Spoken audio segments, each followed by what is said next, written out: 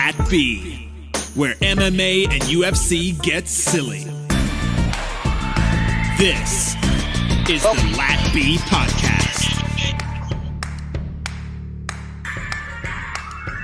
This is the Lat B, where MMA and UFC get silly. This is the Lat B Podcast. Welcome back to Lat B MMA. As always, I'm your host, Emmanuel, here with the mostest, co-hostest we could ever hope for, Cheney, filling us in. After UFC 251, it was such a rabble-rousing weekend. My blood's hot. We had some absolutely controversial fight calls over the weekend. You could get all that at Fights of the Round Table. But before all that, how have you been after this weekend, after these Fights of the Round Table, before this Wednesday fight card we're going to get into? I'm doing all right. Not a whole lot has gone down since, the UFC card, since the Fights of the Round Table. And I lost my belt. Oh. Yeah, not too much else has gone down since that. And then you were like, hey, are we going to do a show for this? I'm like, when are we going to squeeze that in? Oh, shit, that's Wednesday. That's when we usually do a show. Absolutely. So are we going to do another show tomorrow night? Thursday, I think we're going to do it. Thursday, then, for the weekend? Correct, for the Saturday. All right. So we'll try to keep it linear. There's just always so much news going on, so many lines, so many short notice replacements. There was a neo-Nazi who got kicked off this card earlier in the week. For ordering a Wayfair cabinet? More so for having ties to some sort of group out there. But we don't know how many fights we're going to keep. There's been all sorts of information coming out on multiple fighters not having potential corners there, announcers stepping in, all sorts of really interesting news that's been going down. So it's definitely a crafty one. It's going to be a fun one in the middle of the week. All the hardcores like you guys, like us, are definitely going to be looking to make some money. And there's some really fun available spots here. We got some talent coming in, some dirty double debuts all over the place. Have you even seen anything other than the main event? I actually was talking shit about this card where I was like, I don't even want to do a breakdown. This card's blah. This is too much. I'm UFC burnt out. And then I opened the card up, to pull a couple pictures for the show today. And I was like, oh, shit. This is a decent card. Absolutely a decent card. There's some actual names on here, as well as some debuters, as we're saying, that are really fun. Anything over the weekend? We've been doing this roundtable discussion after the pay-per-views and stuff where we get a lot of our feelings out. But now that you've sat on some of that stuff, it's my feelings were hurt a few times in there. So has anything really changed for you? Because I'm still that I'm sitting on it's irritating to me a little bit. Max Holloway was robbed, dude. And people are saying robbed is a strong word. It's a strong word, but 3 rounds to 2 rounds is if one guy walks away with the other guy's gold, that's robbery. For me, if we go by any of these standards, new or old, a knockdown is a 10-8 round. And there was 2 rounds with knockdowns. So that's 2 10-8 rounds. Maybe he got one back and went to 10-9. But still, that 10-8 at least makes that a draw. Yeah. Minimum. Exactly. So I still feel that I'm pretty comfortable in Max Holloway winning that fight. But have you seen any of Max posts talking about people saying, hey, calm down. It's not the end of the world. That ain't the way it go about it. Don't harass Volkanovski, because a lot of people have been coming at him for some. It's not his fault. He fought. He did what he needed to. Good for him. I think part of the reason, too, this is always an issue in UFC.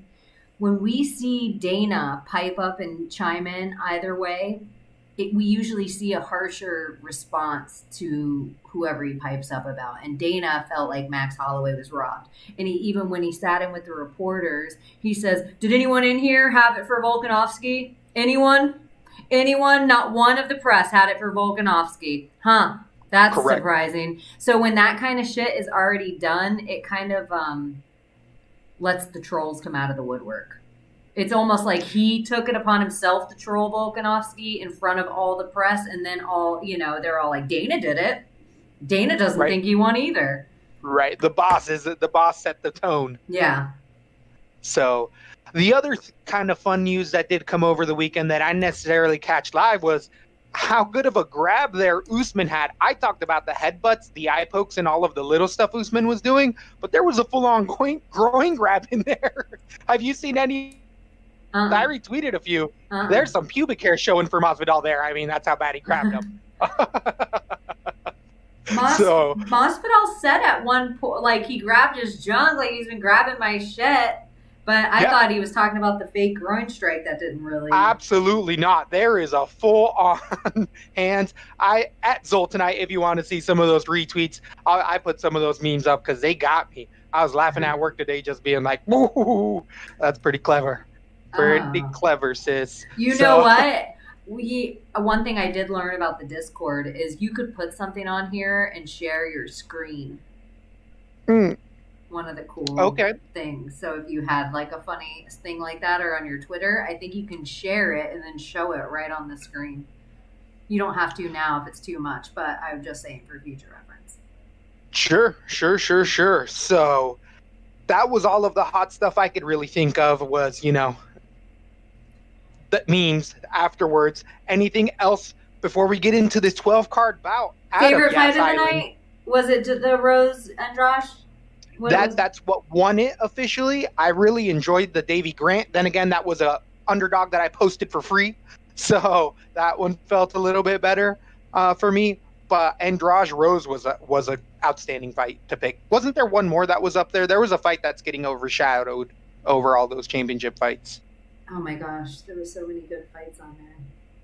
It was a decent night. I actually just felt like the main event was kind of such a snooze fest. It really took a freight train and just kind of slammed it into a wall.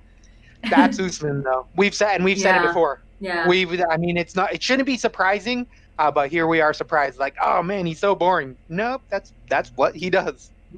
He does fight like that. Yeah, I guess that's it. I guess that was UFC 251. Absolutely. This 12-card bout coming from Yas Island. Yes! Fight Island 2.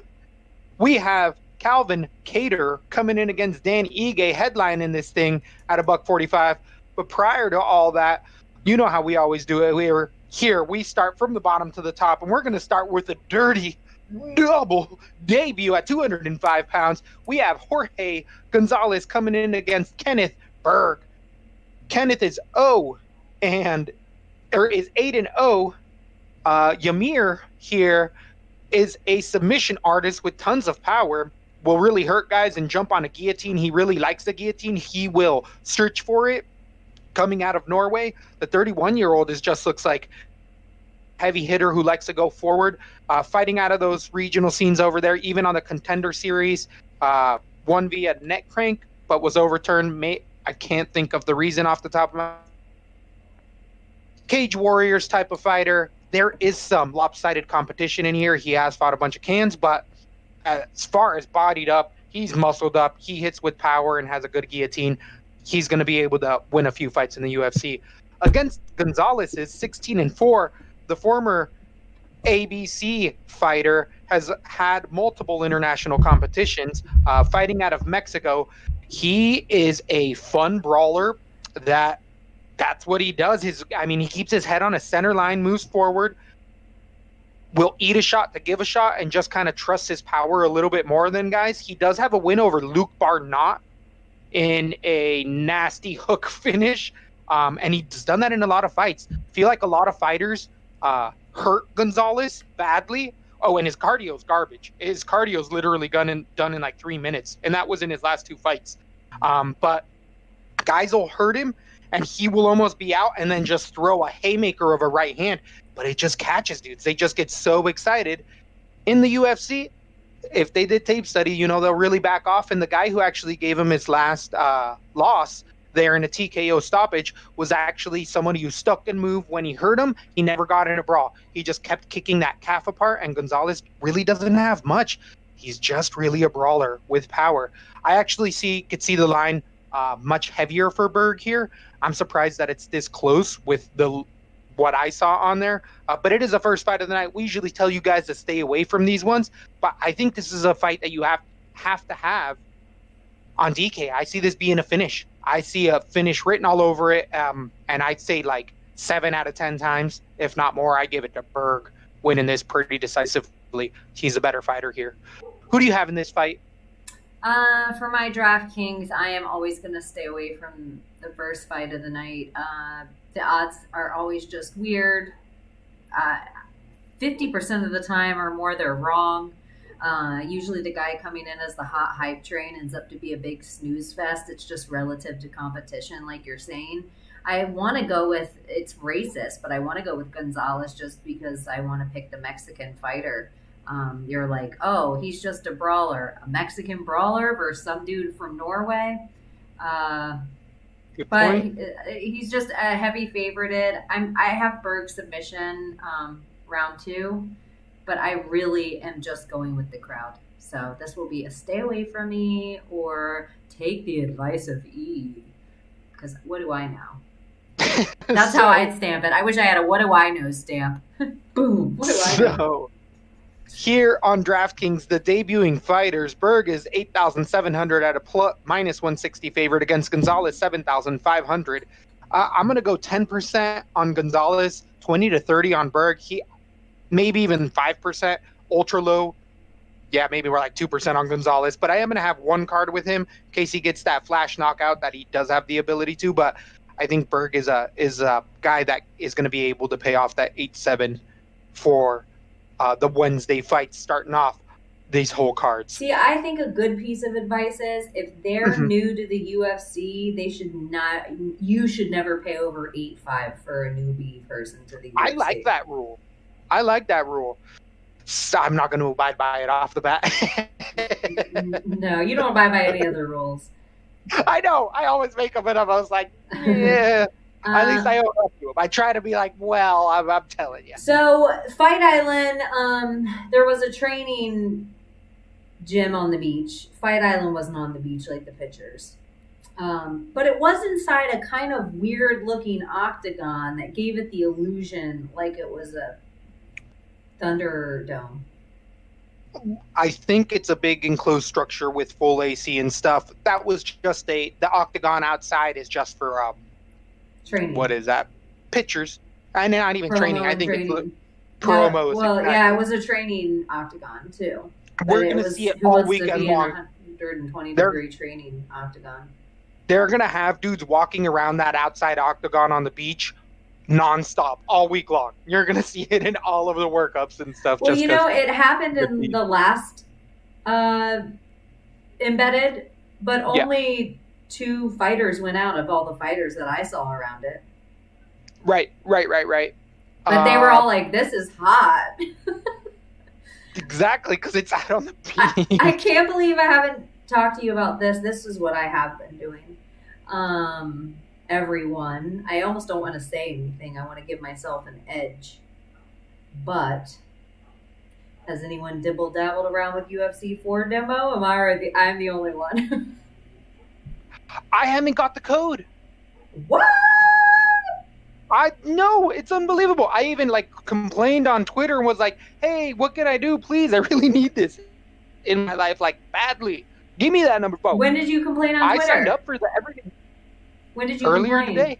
Oh, because you saw everybody else was playing UFC 4. Yeah, because everyone else has it. Yeah, everyone's downloading it, and I'm like, yay!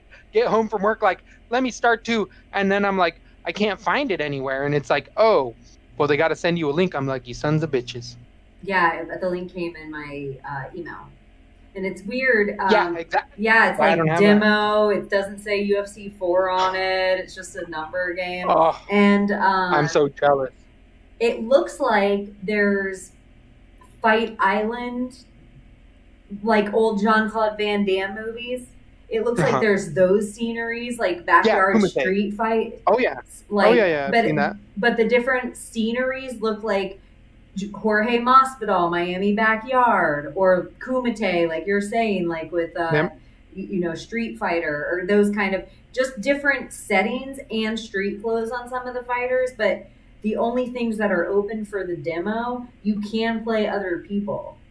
But here's the thing. I don't know, because you've been playing the UFC game. The controls are not the same. Because my go-to if somebody's beating my ass on the feet is going for a quick little takedown. I can't even figure out how to take someone down. They left the striking as it was in 3, but they have changed the ground system completely. But I've heard mixed reviews so far as Twitter, whether people like it or not. Again, your boy's waiting. I was going to ask you if it was an EA thing. There's all sorts of them. I'm thinking of actually getting the pre-order pack. Who would you get, Joshua or Fury? Tyson Fury or Anthony Joshua? Tyson Fury all day. The conspiracy. They both eat babies, if you ask the conspiracy theorist in me. But Anthony Joshua, or I'm sorry, Tyson Fury. Anthony Joshua. He kind of already shouldn't have been in the talk. Tyson Fury is the winner of the trifecta of the 3. Absolutely, the Gypsy King all day. That's who I'm wanting to get on there. But getting back to the card, we have another debuting fighter getting in here at 135 pounds, showing it on short notice against Jack Shore. We have Aaron Phillips. He is a fill-in for, who is it here? Either way, Jack Shore comes in as a perfect 12-0, multiple fights in the UFC. One of the biggest favorites. Well, one fight in the UFC against Nolan Hernandez. He's the champ over at Cage Warriors. From Wales, tends to be a submission guy. Does have some finishes in there. A lot of hype coming in on this young man. He actually has some pretty good takedowns, some singles and doubles. Transitions wells into him. Striking it is not bad. He's still young enough that it's getting much, much better. At 25 years old, he still has room to grow in that. But as far as experience, I feel like he has a higher level than Phillips, with already having a UFC belt under him. Phillips is really fighting uphill here with a 12-3 record, coming off of a long winning streak. Last beating Aston Franca TKO. Prior to that, having some other regional wins in there, some TKOs and submissions alike. But Phillips is definitely somewhat well-rounded, but has very limited down the fence. He does have a really good elevation sweep where he tucks it in the hip and goes over. And then there was even some really good reversals I saw on the ground from Phillip. His gas tank is better than some of these regional guys, but they were being gassed after 2 minutes. So against UFC competition, I think he's going to get a rude awakening there. He's a southpaw with a good straight left hand, but it's not really evolved striking. At 30 years old, I just feel like he was fighting two lower level guys. He just kind of had a lucky spot and ended up getting out here. I think Jack Shore eats him alive on the ground. Standing, I think it's a little bit closer, but I don't see Phillips having to take down defense or even sweeps for a Jack Shore. I feel like Jack Shore will smother all of that, be able to get the finish. I got another submission round number one. Give me Jack Shore everywhere in this bout. Who do you think you're going to be in this one? I also have submission round number one for Jack Shore, but it's more of like sticking with. I like most of the fighters that come out of Wales, I tend to like. I think they're slowly putting together good things over there. They definitely don't have quit in them, something we talk about on Fights at the Round Table or here. But I think this one I'm actually more comfortable with, a quick submission, and I know a little more about Jack Shore, that if you do choose to pick one of these earlier fights for a fast thing, I feel more comfortable with this one over the first fight. Right, absolutely, great point. On DraftKings, for the minus 700 favorite, Jack Shore, you're going to pay $9,400 against Phillips, $6,800. I can't see myself touching Phillips in any side of this universe. 9-4, I believe, is the most expensive fighter of the entire night. So that's insane. I'm going to have to make room. For it. But the short notice, COVID times definitely playing a role in that bout for sure. Then we move on to 125-pound bout in Lena Joju against Dana Belbita. Belbita being 13-5, losing her debut in the UFC against, who was it? Molly Mccann in a decision. Belbita had a well-rounded submission and takedown game. She's really much more of a striker. The submission she has have just kind of been by accumulation and strikes, and then she would wrap up a very loose guillotine or rear naked choke just against such low-level women, 1 and 2 style fighting women. So not really the best competition, and we really saw Molly Mccann just go to town on her. Surprised Molly couldn't finish her here, which I give a little more credit to Belbita there. She was able to round it out. But the 7-3 fighter, Melly here, came into the UFC 10 months ago and lost to Sarah Moras. And as a friend, I cannot let anybody, let anyone who loses to Sarah Moras, she ain't going anywhere. That was it. That was her peak with Sarah Moras. If you can't get through Sarah Moras in the UFC, someone who more than likely shouldn't be in the UFC in my eyes. I mean, you know, but this is such low-level competition that they both have a fight after this, regardless of win or loss, in kind of a dwindling division there's some people heavy at the top, but at this low level, this is a stinker to watch. Not going to be a fun one. I got Belbita decision. I could see her get the finish a little bit more, but in the same one, Lena could get a submission off her back after she's losing the whole fight. This is absolutely a gross matchmaking. I got Belbita decision, but there's a big fat stay away. I don't like anything from it. I'm not going to be playing it anywhere. Do you think Paige Van Zandt could beat these girls? Yes. Handed. Give me Diana Rocky Belbita. Nice. It's the name, isn't it? The nickname. Yeah, just because I just made it for her just now. Rocky Belbita, better than the Warrior Princess. Absolutely in there. Belbita being the favorite here, slight favorite at -165 on DraftKings. You're going to end up paying $8,600 against Lena's $7,600 plus 135 underdog. Big old greasy fat stay away. There's no even options for that. That's going to be like a winner's going to get 40 points, loser's going to get 20 points, and you're going to have a good sandwich in your belly because you made a fat-ass sandwich in the middle of that fight. So you know that Enya song, Sail Away? Yes. I would have a button that for stayaways, we press it and it says, stay away, stay away, stay away. Stay away, stay away, stay away. I could get a massage while listening to that. One that's definitely going to be much more of a heater, one that's going to wake you up. We got at 145 pounds, Jared Gordon coming in against Chris Fishgold. Fishy in here, being 18-3-1, near even.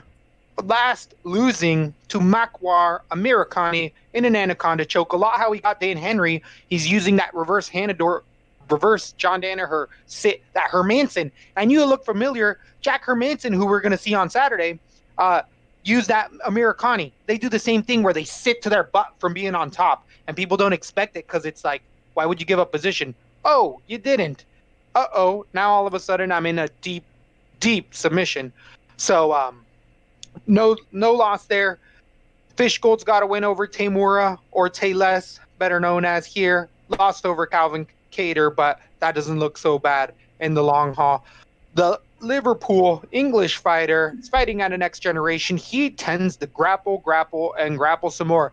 Striking very looping, leaves a lot of openings, not the best head movement. I mean, Fishgold has said it many times himself. He's working on his striking, but he likes to get to those legs and really submit you, outwork you, cook you on the ground.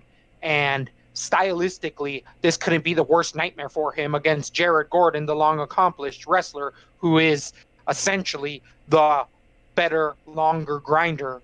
That it has the better striker here. At 15-4, Jared Gordon has come in and had a mixed review, being a touted prospect for a bit, but after a couple losses here, some people have fallen off of the train, beating Hakran Diaz, losing to Diego Ferreira, losing to Silva, beating Moret, and coming off of a loss to Charles Oliveira 7 months ago. That Oliveira loss was pretty vicious, but I feel like looking in hindsight, Oliveira has a lot more experience there, and Jared Gordon's toughness against elite strikers is proving to not be there, because Jared Gordon does a lot of what Fishgold does, as I was saying, where he just moves forward. He doesn't care about eating a strike because he wants to get a single leg, double leg, get you to the ground, and start to wear you out.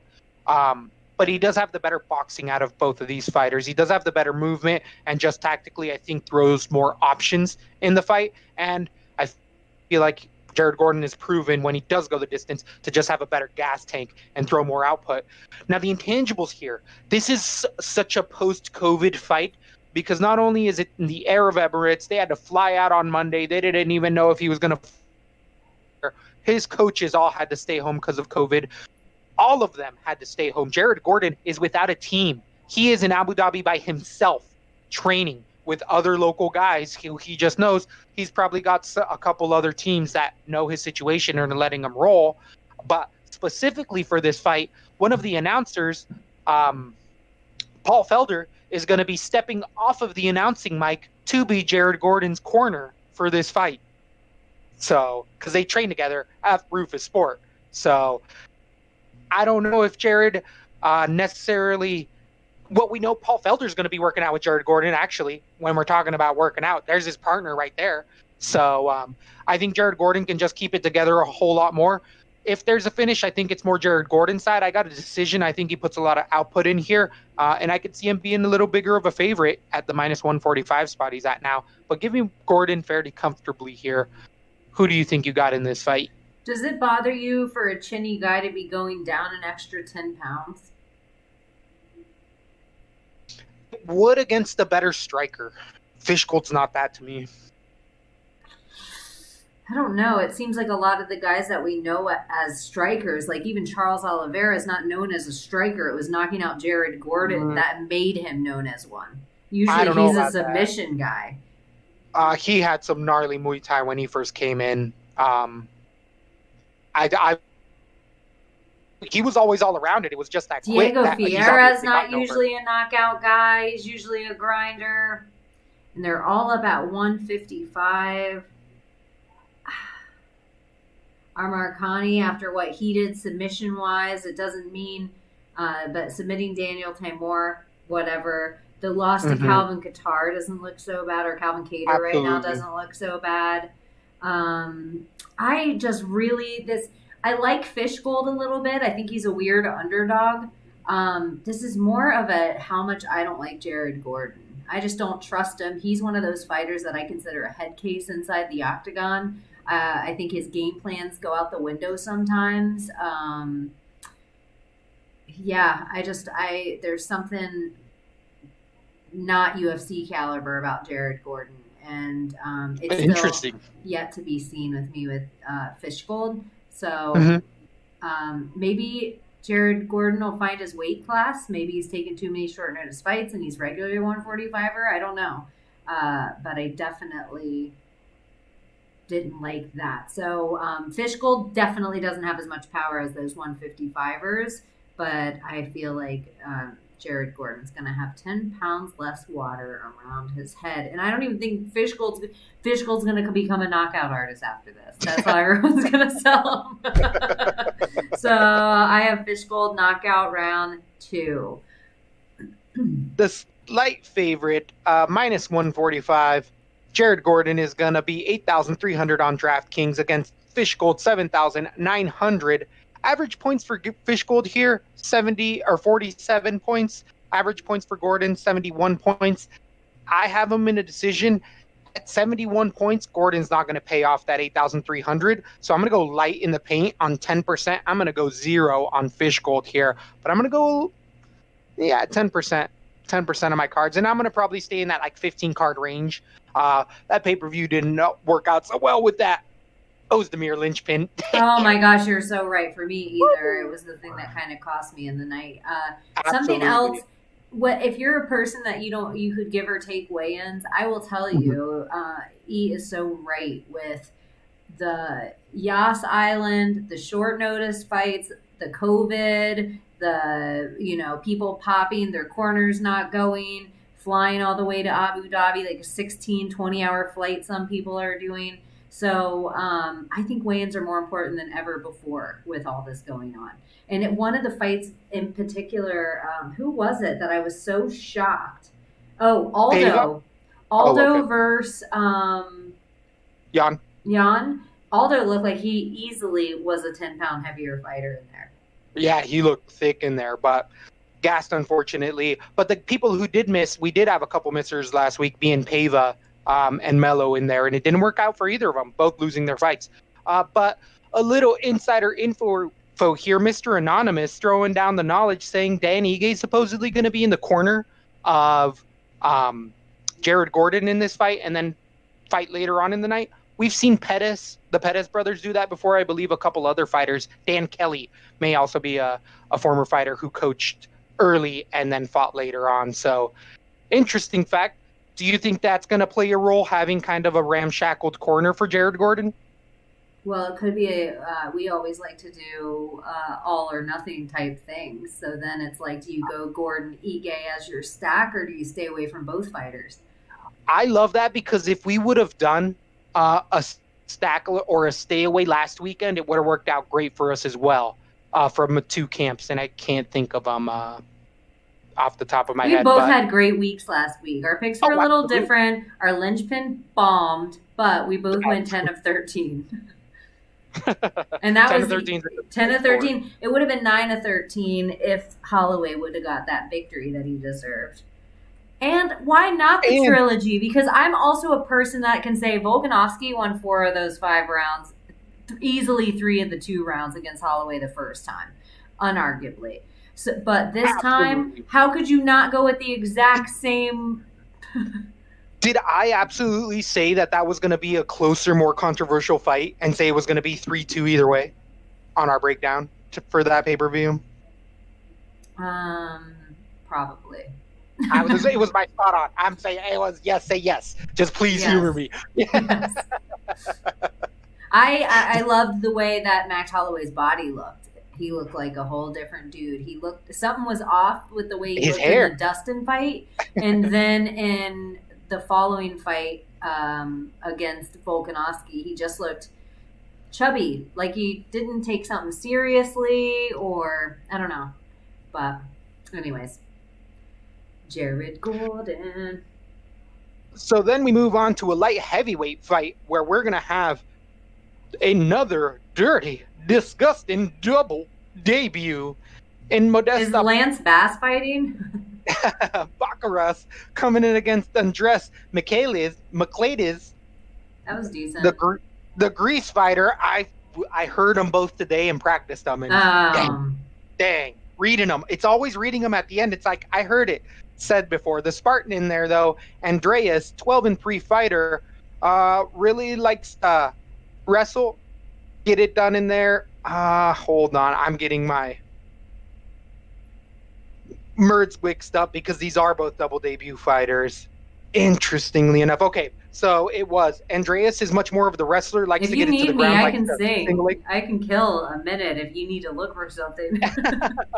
No, because it's in my head. There was nothing. There was a couple fights that I did end up. Well, there was just so many debuters, so many short notice guys. But on the regional scene, he's getting some low level competition.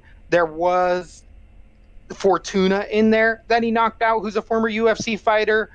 He gets hurt in a lot of his fights. A little bit of a wide looping puncher, but he throws with a lot of power. Gas tank doesn't look the best for me either. I definitely feel like after 4 or 5 minutes, maybe sooner than that, he's breathing pretty hard and throwing just waist punches. Has a solid takedown defense, but I don't know how far I necessarily see him going. He seems more of a tough guy and he's actually the short notice replacement for Vincent Moreira, which I love the fade absolutely everywhere. So I was going to play Bukakis in here. It's Barakas. Modestas. I'm going to play Bukaki. Is a Cage Warrior standout. Went 5 rounds a few times. Actually gone only 4, but definitely much more of knockout guy, much better head movement. He was the one getting ready for an actual UFC fight, so he had a little bit more notice, was preparing for a much lesser fighter, as weirdly as that is, even though Rivera had actual UFC experience. I think the punching power is what you got to watch out here for. But other than that, I feel like the gas tank has been proven in Modesta quite a few times. Morik on the decision, a few more, and just looked like he dominates, fights a little bit better, and has just more kind of control in general. He is going to be 5 years the younger man here, but I do think that eventually he starts to get the bead a little bit better out of both fighters. He just strikes with a little more intent. He seems to have much more of a game plan, where Andreas is kind of like, I'm going to just get in your face and work you, that's why, because Modesta here has a lot of Muay Thai experience as well. So Modesta. Okay, sorry. Yes, I'm going to go by the first names on these sons of bitches. Okay. So Heard. Andreas here is, I feel like, the much greener of the two fighters. Give me a TKO, Modesta, Barakas. I don't really know too much about either of these fighters. I like that the record of one over the other, and there's only been one loss. I kind of have a sick feeling looking at these guys like this is going to be a really great fight. I think both are going to go in there and bang. I think so too. Somebody's definitely getting knocked out. That's the question. I think that if you want to make a prop bet or something of that sort, this would be one under, maybe doesn't go the distance, under 2.5. I could see it. These boys come out hot for sure.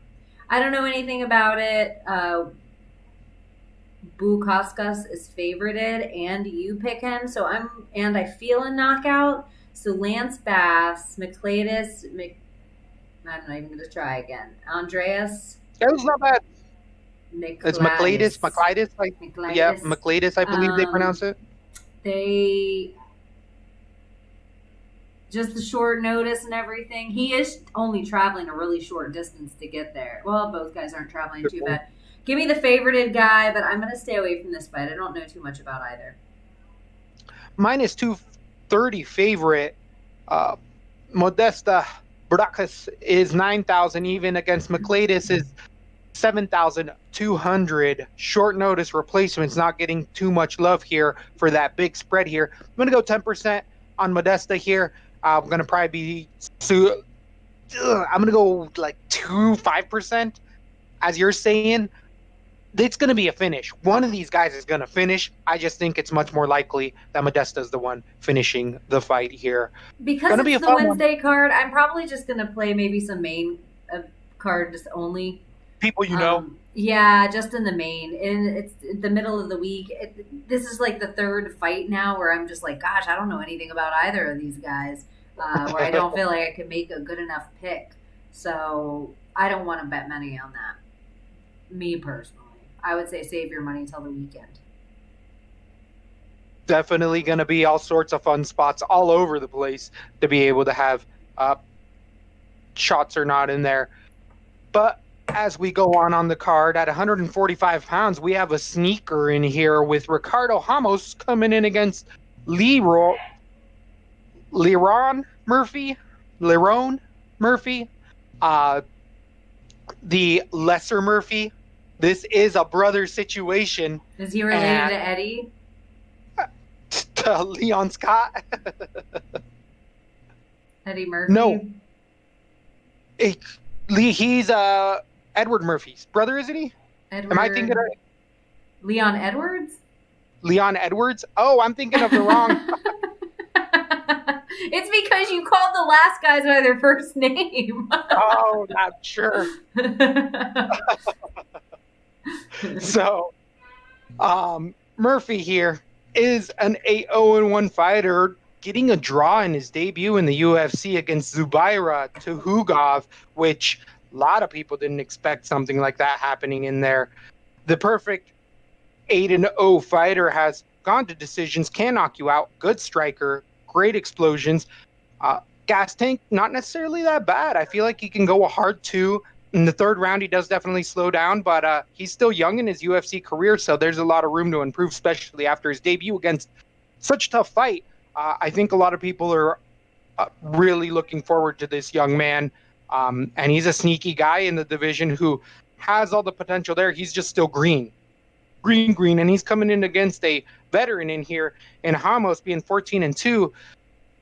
Getting multiple wins in the UFC, beating Kyoho Kang in a split decision, Zahabi in a TKO in that brutal elbow. He lost to Nurmagomedov to a body shot, but then got back on the winning track against Newsom and Grigori via submission. Ramos is well-rounded all the way around, good Muay Thai striker, nasty submissions on the ground, rolls really well, good flow state, also has a good gas tank. He's just kind of got more checks in more places, and has even power. I just feel like there's an opening everywhere, even with the experience for Murphy. Murphy's just trying to get another fight in here, and they probably offered him anybody in the UFC, and he's like, I'll take it, just because that's the option he has here. But I think this is, even though the line's fairly close, I think this line can be even closer. I think Murphy can put up a good fight here, turning it into a grind. But I do have Ramos winning a split decision, but I do think it could be 29-28, 30-27, more on that 29-28 for Ramos. He is the more likely finisher out of both fighters, not only on his hands, but with those submissions, as I was saying. So I'm going to go decision right now. I could see myself moving to a submission later on, or TKO finish later, but I'm giving Murphy some respect. I think he's somebody we got to look out for a little bit here. You can't go too heavy on Ramos. Who do you think are going to be taken in this one? It's kind of a shame to me, the path that they're giving Murphy so far in the UFC, even though I know he's, older than Ramos. The UFC miles, it's like, here's 2 slayers for your first fights. So he might be a great underdog one day, because of the potential that I see in the guy. I just think Ricardo Ramos, at this point, he just has everything to be one of the elite UFC guys. And I have Ramos decision, though. I, too, am going to give Murphy respect. And I know for a fact I'm going to like Murphy as my pick in his next fight. They're going to give him something weird. Probably going to... Yeah. In competition, because I agree. Zubaira and Ramos, like, they're throwing these guys in. I mean, given a debuter freaking Ozdemir, I thought was too big of a step up, but UFC knows something I fucking don't. So these are good matchups. This is a really sneaky matchup. This could be a fight of the night contender in my eyes. It's going to be fast. It could be. Yeah. I don't know what they are on DraftKings, but if Lerone Murphy is cheap enough, he lays so many punches, but we're also finding with DraftKings, we give you good advice, you guys. DraftKings picks and chooses what they call significant, and those are the only things they point, and they never let an underdog get too many unless the underdog actually knocks the person out. They have a way they've had that bet. I feel like I figured it out. It's really interesting on whoever's scoring those and how... what their perception of a significant strike is. It would make me wonder, you know how they're like, this one fight card, I'm talking shit, DraftKings ain't a sponsor. I'm live, what up? If I want to put a conspiracy on it, you know how they're like, this has a 100 card minimum that you can bet, or a 20 card minimum that you can enter this contest, whatever. I would wonder who those guys are that are sitting at the top with all 30 of the cards, because it's all based on the scoring. It's not actually based on, people are like, well, no, who wins? Not the way DraftKings does it. It's very specific. Yeah, with basketball, a rebound's a rebound, a point's a point, a jump shot's a jump shot, but who's deciding if that counts or not? Like we were talking this past fight night on UFC 251, there was a fighter that got a takedown or two that didn't even get scored. And so it's the knockdowns for Max didn't get scored. Those are knockdowns. Yeah, that's so. If we can have the judges and the referee's name, why can't we get the draft scorer's name out there? Why can't we know this is John Doe from wherever? And if he's a good scorer, everyone knows it. If he's a bad scorer, everyone knows it. Yeah, so that's all I'm saying. That's my little conspiracy. On DraftKings, you're going to end up paying for Ramos $8,800 minus 175 favorite against Murphy, 7,400. I see a decision here. I don't think I'm going to go heavy with Ramos. Out of the two fighters, that's the guy I'd probably pick more. I like what you're saying with Murphy. He could be a sneaky play here, but averaging points for both of these guys, 78 or 68 for Ramos against Murphy's 22. Murphy only having one fight, though, in the UFC. So definitely one I feel like I'm going to be a little tentative. The line's going to get further apart. Ramos is going to get more favorited the closer we get to fight time. Yeah, I think you're absolutely right there. Oh, but your boy next, John Phillips. Oh, how did you know John Phillips was one of my boys? So moving on to 185 pounds, we got John Phillips coming in against Khamzat Chimaev. He is a Swedish fighter fighting out of a All-Stars training center. In his corner, funny enough, did I see Alexander Gustafsson, and it wasn't Niramani, but it was someone in that stature, someone on Nad Niramani's type of level. It might have been Nad, but either way, he's training with legitimate pros out there in Sweden at All-Stars, being one of the few gyms that here is an American. I know they've produced at least contenders in multiple divisions, lighter weights as well. Does he look like an Isam Magulov or one of the Dagestani fighters, or it just me? He looks like it'd be a cousin of Habib for sure. Absolutely. Okay. Absolutely in there. And against John Phillips, the 20-9 fighter, this is somebody that has been, as you guys all should know by now, on one of my biggest fade trains. Definitely a Air Force guy who finally left the Air Force out of Wales, so you know you're going to like him. Losing to Marshman in a split decision, losing to Bird, last coming off of a huge win against Allen TKO, which that was fairly fluky. You can't really trust Phillips. He is a power puncher, but that's pretty much how Phillips has been. His takedown defense has been fairly minimal, and on the ground, he just can never get back up. So multiple fighters have just been able to get Phillips down and keep him there, if not submit him or ground him and TKO him. Even his movement on his feet is his best attribute, his long-time kickboxing credentials, but when he starts to slow down, he just turns very on the line, very moving forward, and plots forward and just expects his power to get him through there with his toughness right behind him. And here in this fight, stylistically, is a nightmare because here, Boris is a beast. He hunts for that takedown frantically. Absolutely. He doesn't try to strike. If he strikes, it's literally a jab or a hard overhand right for that grab. At times, it looks like, I don't want to say Habib-esque because they're different entries, but there's that level of intent where it's like, oh, that first takedown didn't work. Here's 5 more right after them. And once he gets on top of you, it's over. With that being said, out of that all-star team, once some of these gyms start to get a little bit of name, they can have a little more sway in their areas as far as they pick who they get to fight. And he fought some absolute tomato cans in there. He fought dudes that were more out of shape than I am, by far, and were getting taken down and just like, oh, okay, I didn't realize it was that type of fight, and just kind of turtled up. So Marshman is going to be the biggest, highest level fighter, or not Marshman, Phillips is going to be the highest level, highest ranked fighter that Boris has ever fought in here. But I do think stylistically it's just the worst type of fight for Phillips. He needs a brawler in there to even have a chance, and Boris doesn't allow that at all. In none of his fights did he go in any type of striking combinations. He was on your hips, and then he didn't have to worry about the strikes. And it's a good game plan. It'll work here.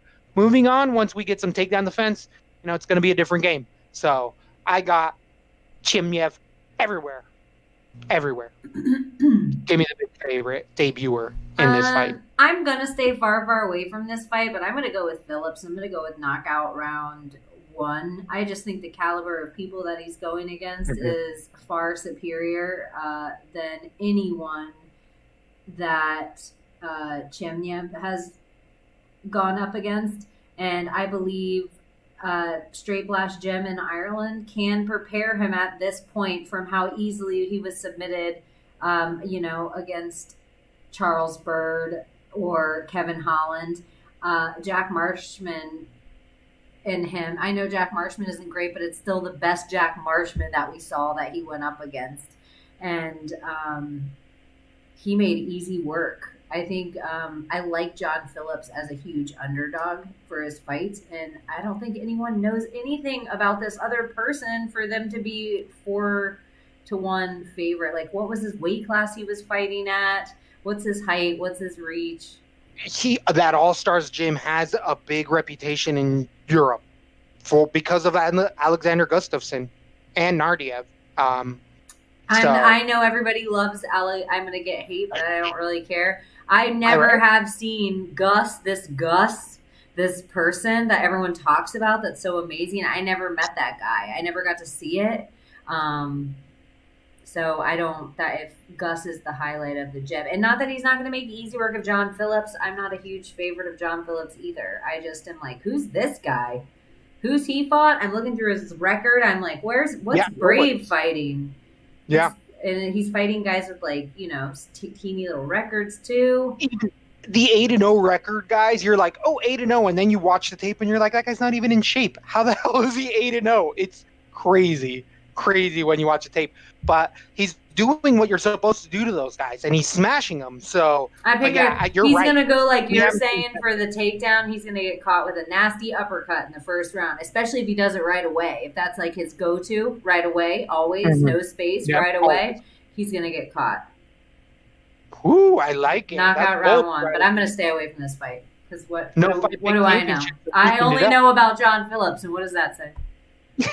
So on DraftKings, you're going to end up paying for the debut fighter $8,900 for Boers in there against Phillips is $7,300 on DraftKings. I think you're onto something here. The line's got me a little swayed. I'm only going to go 10% on Boers in here. 8-9 is too much to pay for someone, but I do see the finish coming for him via submission round number 1. It's kind of you have a lot of first round submissions, yeah. Yeah, I tell you, it's kind of been a theme for me so far this card. So maybe we'll get a mix up here, but I will say, uh-huh, you are always fooled by dim hips, and I will remind you, dim hips lie. Truth. Maybe it is. Been hypnotized all weekend. You're not too much of that. Hypnotized. So, right on with that one. Then we move on is talking about them hips. Do we have them hips do the business real quick? Oh yeah, we can drop it here for the audio listeners, but for everyone listening on YouTube, the business real quick. Down below, we don't have links, but you can find Zoltanite everywhere. That's E at all his places, and you can find me everywhere at Weakneck Baby, and places we frequent the most, probably Twitter and Twitch. And of course, hit the bell, like, subscribe, tell a friend, and Lat-B podcast. I wish those were actual links that I could say click right there, and it will do it all. So that's the business here, and we will have a sponsor. I keep forgetting to finish the email out. So we will have a sponsor for our YouTube channel very soon, and it'll be worth it. So anyway. Let's make that money for sure. Definitely some bets. If you want, I've been throwing out some just bets online. Usually they're plus money, puestas as we call them. So at Zoltanite, at @latb_MMA for sure. In the main card, no more Fight Pick Championship, no more rivalry. Congratulations, Alpha, the big green the big pink weenie, got it done. He had the victory hot dog overall. He's going to get that belt. Season 2's on the way.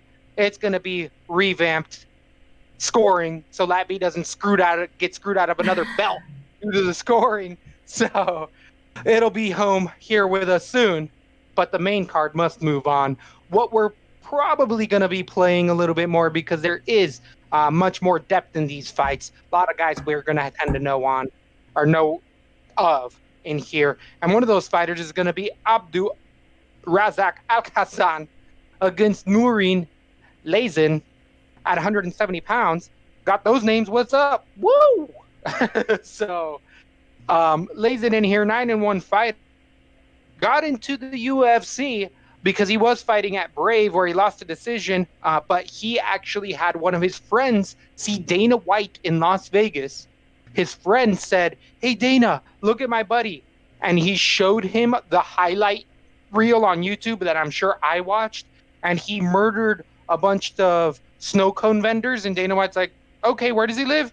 Oh, and he's like, "Oh, over in the Abu Dhabi." And he's like, "Oh, yeah, get him on the phone. Get him on the phone. We need a body. We need a body."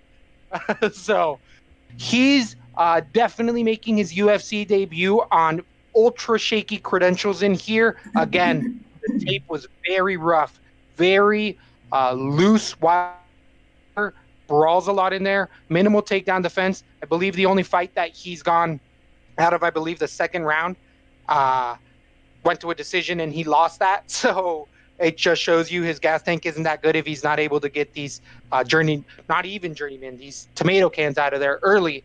And again, he's just a body here. He's just someone that Al Hassan's been out for a little bit, and they're trying to get him on a fight. He's over in Ghana. I know he's been training out of Texas, but they just needed him to have another highlight, and they got Lazen in here, the sniper, to take that shot.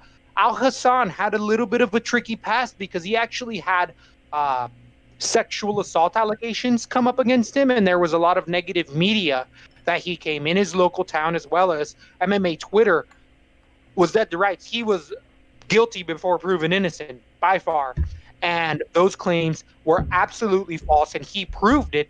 And he has since talked about actually being semi-suicidal during that point because it had completely ruined his career for a little bit. I mean, he was essentially almost dropped by the UFC until he could absolutely prove that it was not him. And this also happened to a fighter in Thiago Santos years ago at heavyweight, and UFC just never re-upped his contract. And he was like off of a win. And it was make-believe. He never was in a gunfight in Miami. He's like, "No, I'm training right now, guys." Like, well, who's making this shit up? They said he walked in with his wife and their trainer, and it was absolutely a lie. So careful out there. There is some bunk information. Al Hassan being on the negative end of that. But prior to all that, he was on a 3-fight winning streak that was just on fire, only losing to Amari Akhmedov in there in his whole career, beating Charlie Ward, the SBG standout, beating Homasi, and last, murdering Nico Price. Al Hassan is a murderous puncher. He throws that right hand with every ill intent in the book, and he tries to land it, and he can land it well. His takedown defense is actually fairly serviceable. He doesn't have to worry about it here because the sniper likes to keep it standing, and I don't think he could take him down if he wanted to. It's only a matter of time till Al Hassan lands here, and Al Hassan has a fairly solid chin as well. I don't think Lazen can land. I got Al Hassan everywhere. I think everybody does for a reason. -335 favorite. I got a TKO round number 1. I don't think there needs to be too much more broken down in that decided one. Who do you think you're going to take in this bout? Oh, I am also easily going with Al Hassan. I think Al Hassan easy in 1. If there's a prop bet to make, it's if you could make bets on how many minutes into round 1. I mean, Al Hassan has the 5-sec punch potential. Like, he throws that hard all the fucking time, and quick too. He can do it. He's a fast starter as well. He showed it against Tomasi. Not only does he blitz you, he does slow down because of all that power, does Al Hassan, but he shows that even when he slows down, he still has just that absolute power in those later rounds. So on DraftKings, you're going to end up paying for the big favorite, $9,200 against Lazen, the debuter, $7,000 even. I'm pretty sure you guys all know you got to get Al Hassan. I feel like he's going to be one of the highest, if not the highest owned. I know Jack Shore's up there, but I'm more comfortable in Al Hassan than Jack Shore. And Jack Shore is a -700 favorite. I totally agree. I think it's one's proven a little bit. Yeah. They got that UFC walk in them. Yeah. Nico Price. And not everybody, well, it's Nico Price. I love Nico Price. I agree with that. So then we move on to a fan favorite fight here at 125 pounds. We got Molly Mccann coming in against Ole, ole, I am down. Give me Meatball. You know how we love that little Meatball. She does it right. Her wrestling was probably her biggest downfall early on in her career, but now the 10-2 fighter has really putting it together, showing a non-stop gas tank, showing the submission defense, showing the boxing here and there. I absolutely love her game plan now. She stays in your face with the boxing, which she used to do, but now she's throwing in a few takedowns and landing on top, and just realized that she needed to get her wrestling under her, and that just her striking to be that much better, because all of a sudden people have to worry about that takedown. The thing I don't like about Meatball Molly is that she does a little bit of shots. She is so comfortable in there that even on some shots, she will be willing to eat one coming in to still get the takedown. And she just cuts a little easy. I feel like she just swells a lot more. Not that she would quit in there, but if I remember correctly, like there was a fight in there that if it would have gone another minute, the ref was going to stop it because her eye was swollen shut. Or if it was like anywhere outside of Liverpool, they would have stopped it. But she just has some of that soft skin. She's always bloody in any one of her fights. Doesn't matter who she's fighting. And against Santos here, the 15-1 fighter came into the UFC and lost to Barella. Lost to Barella in a split decision. You know how I feel about Barella in here. She's got a couple finishes against 0-1 fighters, 3-1 fighters. Santos likes to keep it up if she can, but she's long for the division, but that's about it. I mean, she's not a worry off of the ground at all. If anything, she gets stuck on her back. She just stays there. Striking is where she gets it done. She has a good teep kick. In the clinch is probably where she's the best with her knees on the inside, but she has a good jab, but doesn't really put 3 and 4 punches combination together, and doesn't have the power. Not that Meatball does either, but I just see the volume here, the wrestling, everything. Anything other than a magic knee that comes up the middle that might hurt Molly coming in on a takedown, I'm surprised that it's this close. I would be very comfortable minus 140 or more on Meatball Molly. I think she's easily a decided favorite. So give me that. Minus 115. TKO round number 2. Could move that to 3. The gas tank. But give me Meatball Molly everywhere. I think you're dead on. If it's 115 right now, get on Molly while you can, because she'll be a 2-1 favorite by fight time. I think her body's looking better and better every fight. Like you said, she was kind of comfortable in her striking, and then we saw her get taken down. She was kind of a wet noodle for a while. Now she's got her takedowns under control and her takedown defense under control. She knows how to move her weight around a little better inside the octagon. On both ends of that, even in her defense. And I think her movement's great. When they say head movement, it's not Jessica Andrade's head movement in the women's division. It's Molly McCann's head movement. And I love Meatball here everywhere. I think she is going to get a knockout too. I think she can put it together enough combinations. I think she can get Santos down. I think she can end up on top. I think she's going to have so much more power and strength in her. I think she can dominate her, and I see a ground and pound finish for Meatball pretty solidly. So I got it round 2 right now. I have 2. I just moved it to 3, but I agree. I think it's a ground and pound specifically once it gets down there that she's able to really dominate in. On DraftKings, you're going to end up paying for the minus 115 even fighter, 8,200 for Mccann against Santos's 8,000 even minus 150. Is it the Philly shell that Molly uses a lot? No, I think she doesn't take a lot of. She doesn't take any damage a lot of the times. I think she really covers her head nicely with her arms. I think she. It has one of the better striking of the women's 125. For 8,200 with an average of 84 points for Meatball Molly, everywhere. How can you not put her everywhere? I don't want to say linchpin and freaking jinx her like I did to Ozdemir, but I feel like I got a linchpin in Meatball Molly here. For 8-2, average that many points, you can easily see her scoring 80, if not near 100, with a bunch of takedowns. So with a 3-round decision even, I can even see her scoring 100 just because I could see the takedowns, the ground and pound, and then the 30-point decision. Give me Santos 0, please. Agreed. So then we move on to a short notice replacement, and Jimmy Rivera coming in against Cody Stamann. Stamann coming in on short notice. flew in about 7 days ago, fighting a month ago. Brian Kelleher getting a decision. We know what we're getting with Cody Stamann, the Michigan Spartan over here. He is a wrestler, boxer, who really just boxes you up, denies the takedown, and wins a point type of a match. Not really a finisher. Stamann's one of these guys that just always turns it into a long, grueling fight, but even proves against power punchers and crafty guys like Kelleher, he can just kind of jack of all trades, master of none, only losing a submission knee bar to Aljamain Sterling, which doesn't look that bad all of a sudden. Stamann is going to be one of these perennial UFC top 15ers, I feel like, range, but I don't know if I ever see him taking that next step. He's going to be a Chad Mendes. He'll get in the top 5 maybe because he's just super well-rounded, super tough, but he doesn't have that one flash thing that's going to get him to that, top 3 type of guys. But money on, he's a guy that you can really be comfortable laying a lot of juice on. I mean, you know what you're getting with Stamann.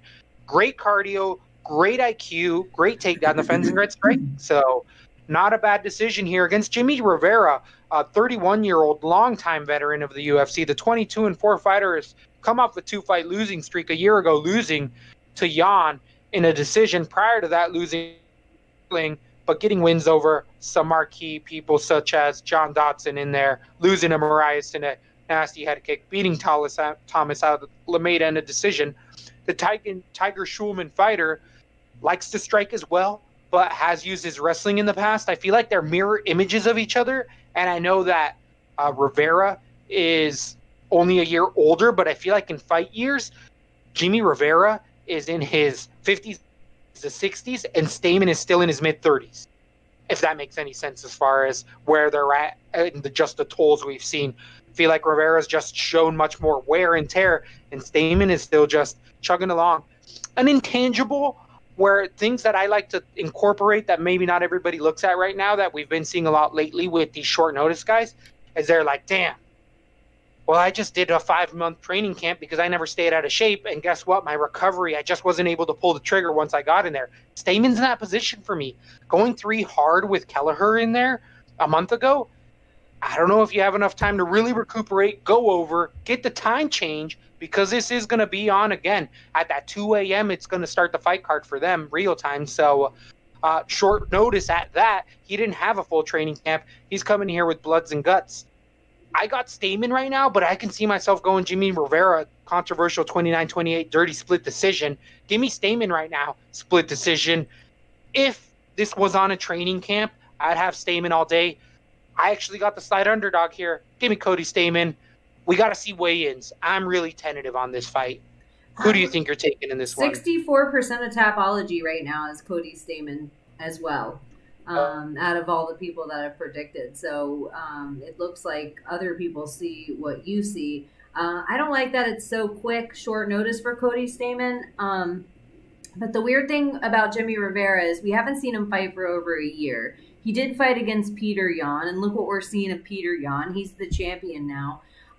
My question is, we haven't seen him fight for a year. Why? For Jimmy Rivera, has it been so long? Has it just been not been able to get a fight? Was he planning on coming back sooner? Or was he putting on muscle mass to move up to 145? Is this his first fight at 145?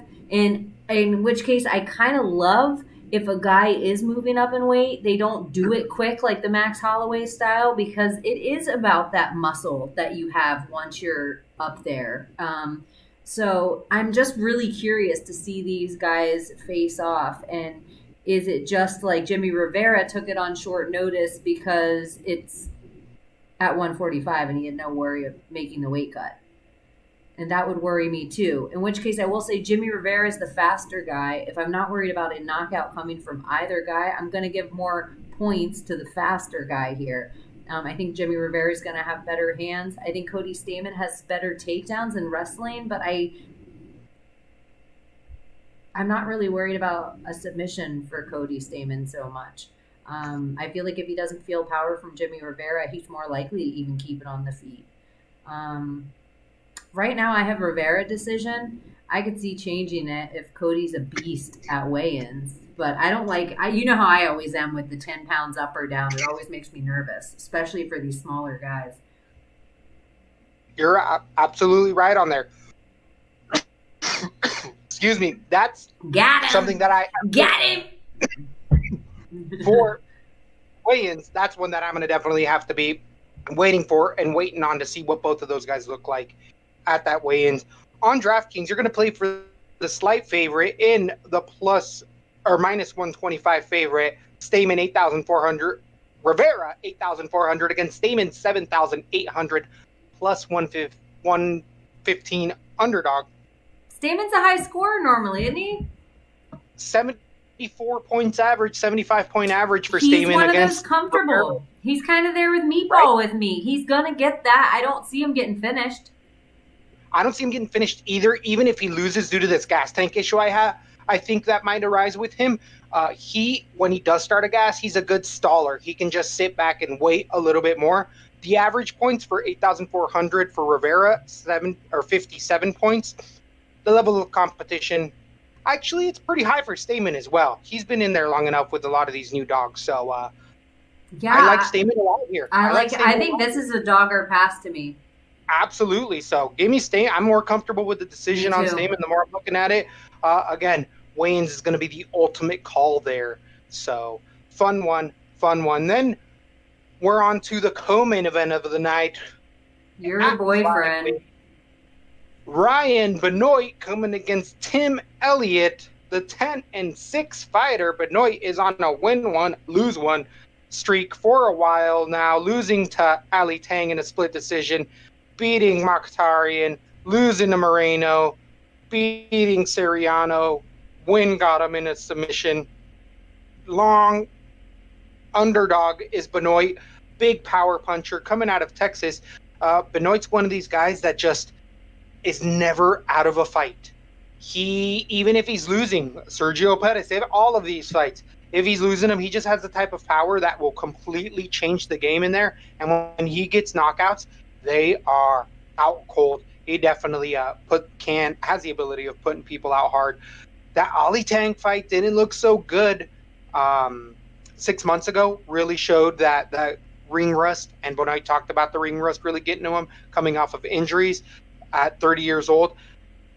He's essentially just a brawler that you got to worry about their power. And in most situations, I'm usually like, all right, well, just put him on there. It's against stylistically, if you got against a chinny guy who makes questionable decisions, Benoit's the type of guy you want to take in there, because Tim Elliott is that. I've had him as my plus money puesta, as my underdog many a times. He's shit the bed multiple times. He always likes to sucker me in on DraftKings and only been eating shit as of late. Shitting in bed, everything you want to do. It's an absolute train wreck in there, and that's why we haven't been able to bet on him lately. Bazani's his girl, drinking problem, multiple kids, not getting paid. I mean, there's a lot of issues. Coming in on short notice. He popped for COVID 3 times.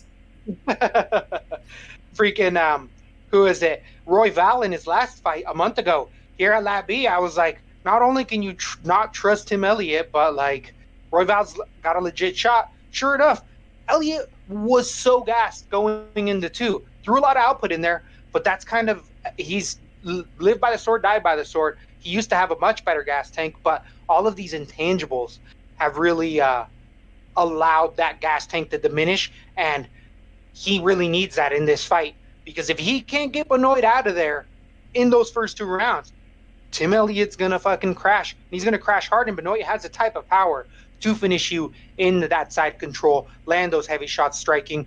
Did we not see Tim Elliott out on his feet for a split second against Askarov? And, Yes. you know, Benoit hits a lot harder than that. And Elliott is ultra unique in his striking, but he does let himself get hit to rely on his takedowns to really bail him out of those situations.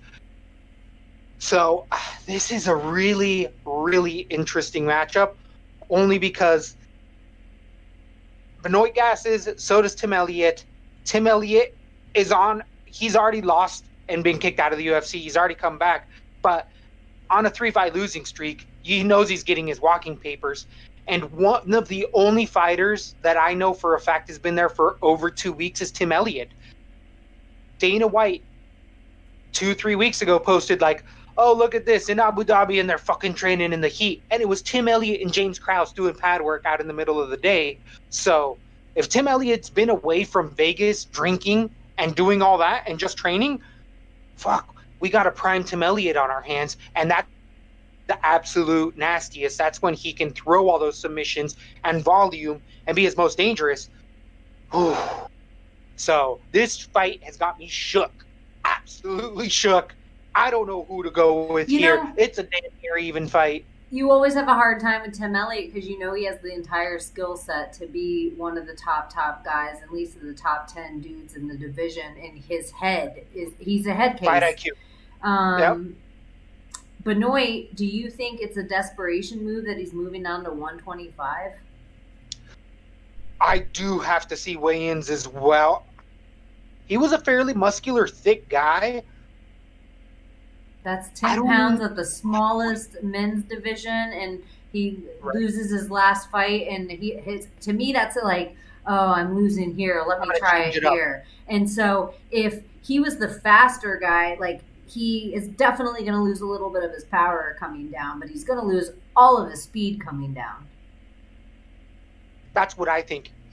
But is this one of those situations where we're like, with Aldo as well, where Benoit always had a bad gas tank, but he can't choose to have a bad gas tank at 125? He had to have done the work to get there. Maybe. How long ago was his last fight? 6 months ago? 6 months ago. But you know what, Benoit, I thought he had a little flabby midsection. Maybe I'm wrong about Benoit. No, I always thought he just fucking like, he just looked like somebody who was, but so did Aldo. Aldo looked thick. I never thought Aldo could get to 135. And now he looks like a fucking lean Aldo. So weigh-in's got to play a role. I got Aldo too, as much as I love Aldo. Desperation move. You're so right there. No one would choose to cut more weight. Some guys apparently do. Cannonier. What about Cannonier? But he was carrying around just easy cut weight, like easy cut weight. But anyways, I like everything you said about Tim Elliott, James Krause. We know he has training partners there. He's probably also been a guy that's been warming up other great fighters coming through because he's been there so long. So he's gotten fresh looks of different dudes. Maybe it's a good mental head space for him to be, but also the number one thing with him, he seems like the kind of guy that works great under desperation. And to me, it's Tim Elliott. If he loses here, he is out of the UFC. It's now or never. I think everything's on the line. And so I like Benoit's power here, and I think he can rock Tim Elliott. But Tim Elliott, the great thing about him, if he gets rocked, he goes right for the fucking single leg. Right for the double. Like his instincts are to grapple, and he usually regains some of it. I think he's going to lay more volume. I have Tim Elliott decision right now. If Benoit's and Normo at weigh-ins the same, these are such weird. But I think Tim Elliott's going to be on point. I think he's going to be comfortable with the heat. I think he's going to be comfortable with the humidity. I think he's going to have gotten fresh looks at some of the best fighters in the world that have come through and been ready to fight. We don't have to worry about any weird things with this team because they've been on the island so long. They're COVID-free. So I think all of the iffies are all on Benoit's side. For the first time ever, all the security is on with Tim Elliott here. So, absolutely fun one. I actually have Elliott decision as well in this one. The slight favorite here, minus 130 on DraftKings. You're going to pay $8,500 against Ryan Benoit, $7,700. Do you think there's any availability in Benoit at 7-7? Do you think that this is even a fight to target on either side? Because I like. Elliott has always that potential. He's done 155 before, so I'm like, yeah. Here's the other thing. I don't see Benoit getting finished by Tim Elliott, so there's potential for me to maybe play him on I'm going to probably play 3 cards, so maybe a third of my cards I could play Benoit and a third Tim Elliott. I think I'm going to go 5% Benoit, 20% Tim Elliott.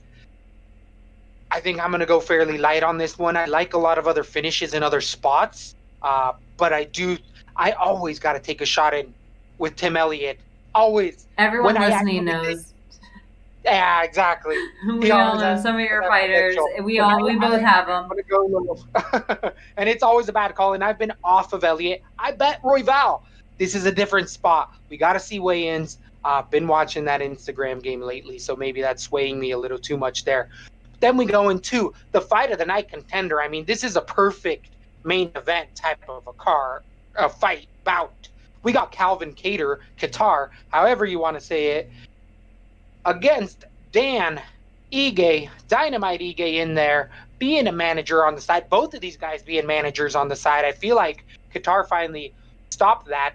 Ige still being a manager, as he's also managed by Ali Abdelaziz. I feel like there's a conflict of interest there, but hey, who am I? I'm just Kermit the Frog over here. Like, how can you get bowed? Like, that seems weird.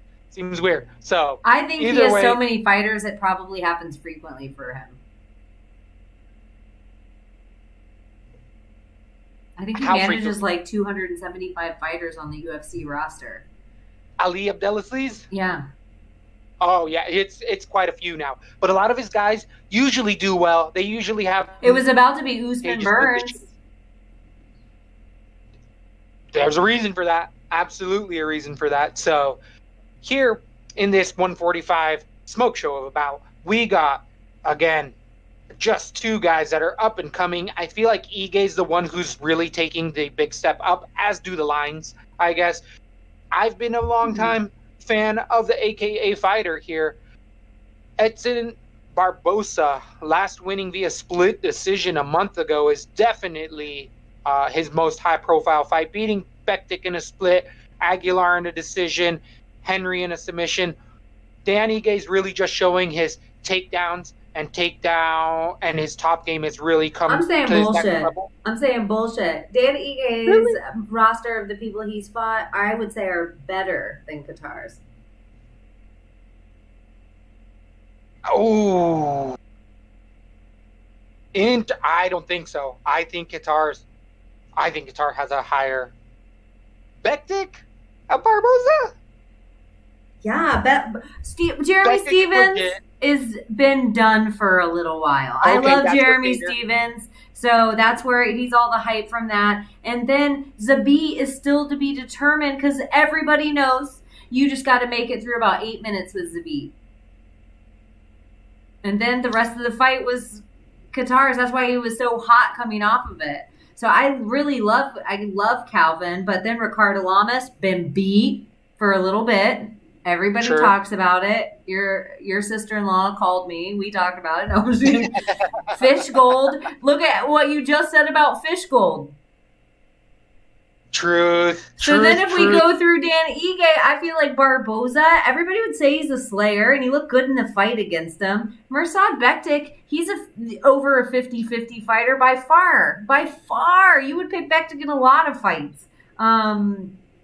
Kevin Aguilar, I feel like he's one of the biggest undergraded guys in the whole division. Sure. Like, we like to bet him. Yeah, so Danny Henry, you just raved about Danny Henry last week. And Mccann got him out of there. God dang. I don't know. I just think they both have. I just was like looking at him like, Kelvin's isn't that great. He's beat a bunch of beat guys. True. So Dan Ige, what he's really changed in his game plan as of late has been that top control. It's been with that Khabib. It's been that Daghestani handcuff, which is a new cool term everybody's saying. But it is sitting on those legs when he gets you up against the cage, holding you there, and then searching for all sorts of submissions. And the high-level black belt, Ige, can get it done in there in multiple submissions. But what we've seen time and time again with Kattar, what I feel like has been his game plan and proven time again, has been great takedown defense with wicked boxing. Absolutely wicked boxing. Heavy power, showing that he can go a hard 3. We all know if he went another 2 rounds with Zabit, that fight would have been his.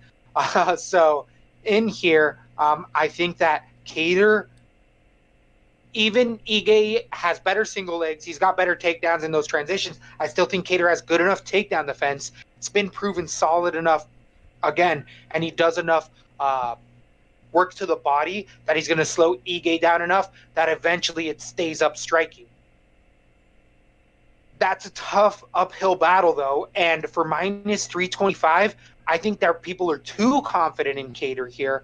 I like what you're saying. Ige's a guy that we've had as an underdog multiple times as well on here, I believe against Bektik and Barbosa, given those AKA credentials nonstop. But we know that Khabib has been out of there for a long time because he had to fly home, had to fall out of the fights. But it's all hinging. This whole fight for Ige is whether he can get it to the ground. Because striking-wise, Kattar eats him alive, right? See, the thing with Calvin Kattar definitely has better boxing. This is the hard thing for me. These are two of my favorite fighters. Like yeah, I kind of forget about them because of all the big stars. But every time they're on the screen, I'm like, well, I got to go with one of my favorite fighters. It's weird that they're fighting each other, but when I break it down in my head, Calvin Kattar has better hands, better boxing all day. The thing that makes Dan Ige's hands so dangerous is the way he mixes up his takedowns. So he always makes you have to look at it. Who has more power? Calvin Kattar all day. But I think the technique, because of the mixing up, and Dan Ige, it's almost like his game plan. I mean, they all do. They grow and evolve and change throughout the fight. But it's like sometimes I forget how good his jiu-jitsu is, or he has good takedown defense. I hope he comes bodied up a little bit. I felt like he looked flabby in his last fight going against Barbosa, and I knew it on the scale that I should. I don't even feel like he necessarily won that last fight. Like I should rewatch that fight with Edson Barbosa because emotionally I'm like, whew, split. But I don't know if he really won that fight. I'll have to rewatch it. Was it a handed victory by Dan Ige?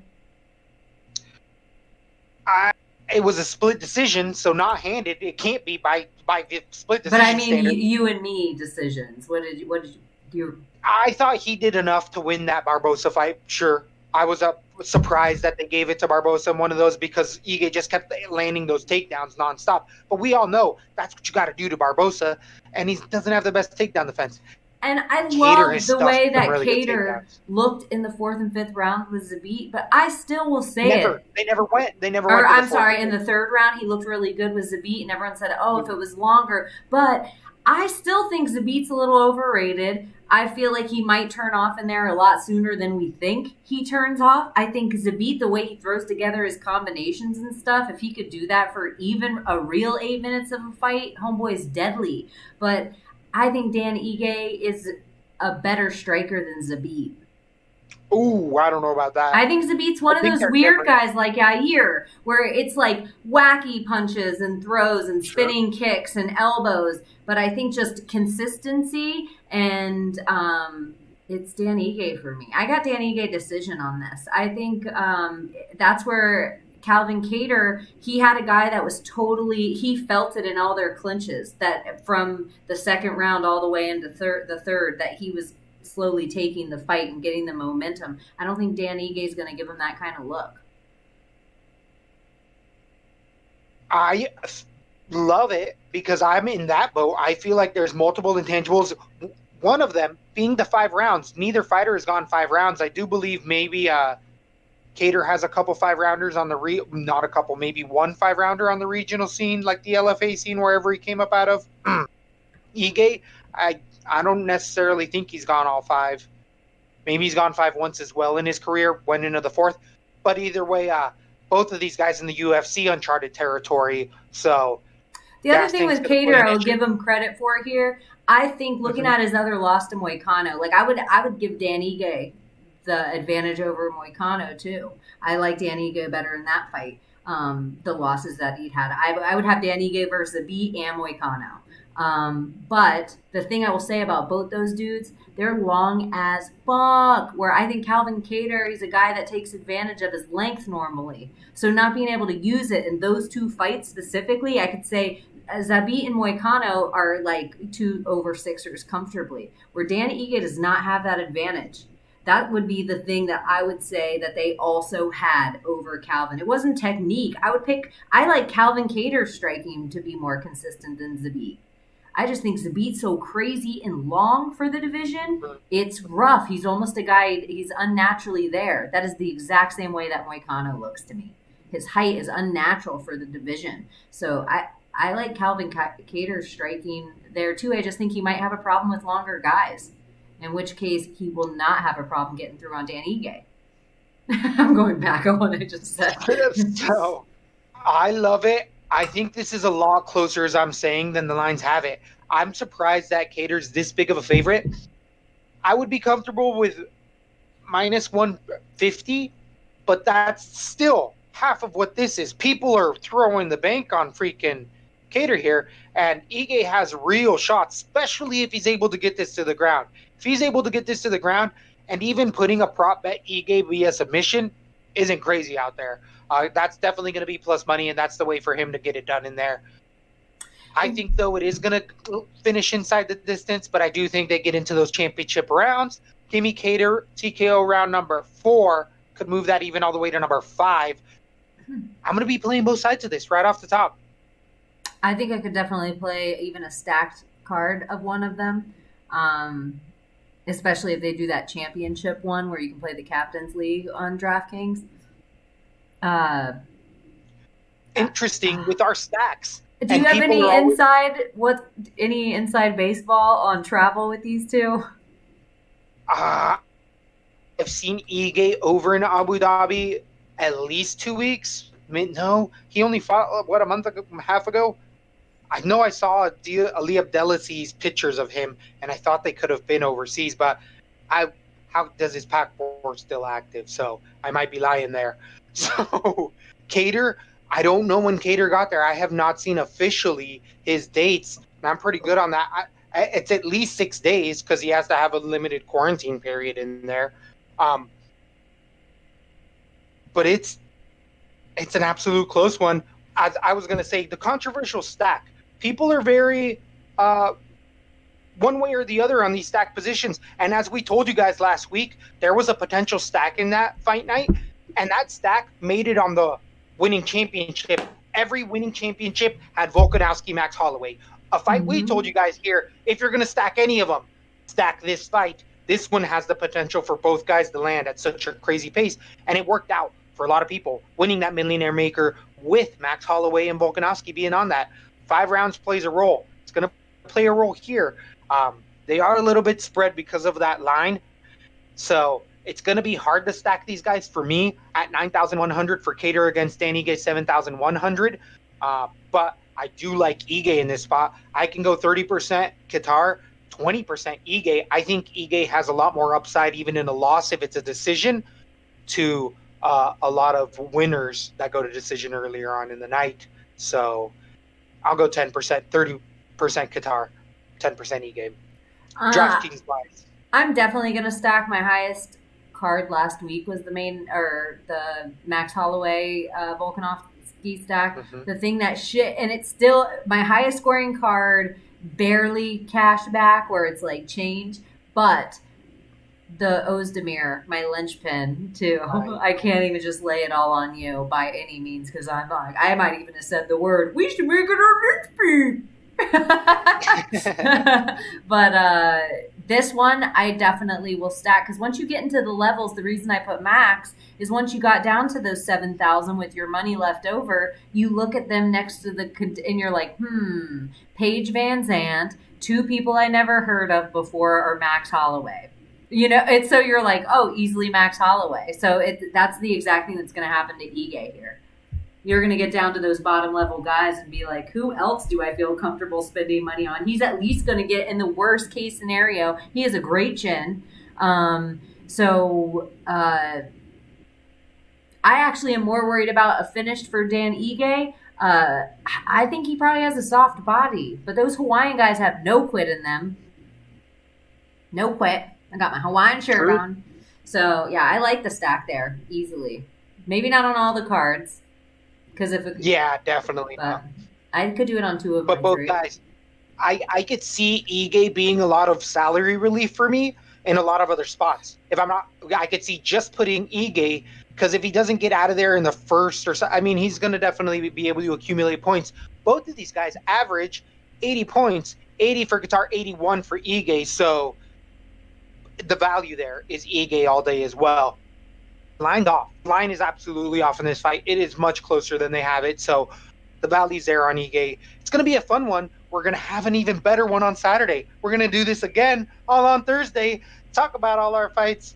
Yeah, so hit the bell, hit the like, hit the subscribe, and a big shout out we do want to say to the World Winning Federation over on Twitch. Alpha, he did win the Fight Pick Championship. He did carry first place longer and more times than anyone, and lead the pack for, I don't know how many weeks we did it, but if we did it for 8 months, he led the way for 7 of them. It was most of the time. So Backlog, over on the Backlog Network, where you can watch us do the fights at the round table too. We do that on the Backlog Network. Set us all up for things, and the guys at MMA Marks set up the whole contest to begin with. And if you've been listening to us and you're like, I wish I could enter that effing contest, I would be, you're not allowed to enter it. Apparently that's a sign. But apparently that's a sign. No, but if you want to enter it, you have to make sure you follow these people and make sure you're following us on at least Twitch, because we're going to send out information pretty soon, because the seasons aren't going to start during this fight week. We're taking it off. But very soon after the next few fights, there will be a big opening, because the bigger the better, and we're going to have seasons and people fall off. There's a bomb-ass belt that if you tune into the World Winning Federation, you can see him with it. Should have been my belt. You should have seen nudie pictures of Emmanuel today. But, yeah. So, that's all I have to say about the Fight Pick Championships for now. Definitely. Quick shout out to Neil, the security. Always repping the Lab B. Mr. Anonymous also getting in there. Getting better at this whole YouTube thing little by little. I know it'll help you with the Twitch. You'll be talking to them all the time once you get that demo in from UFC 4. Check your junk. Check your junk folder. I did already. Went to your spam. I did. It was everything else in life I don't care about, and I was like, why does a GSPR like? I just assumed everyone was going to have it. If I would have known, I wouldn't have downloaded it on mine. I would have just said, you use my code and I'll wait for yours. It's all good. It's all good. So, all right. Well, thanks everyone for listening, and I don't have anything else to say. Let me.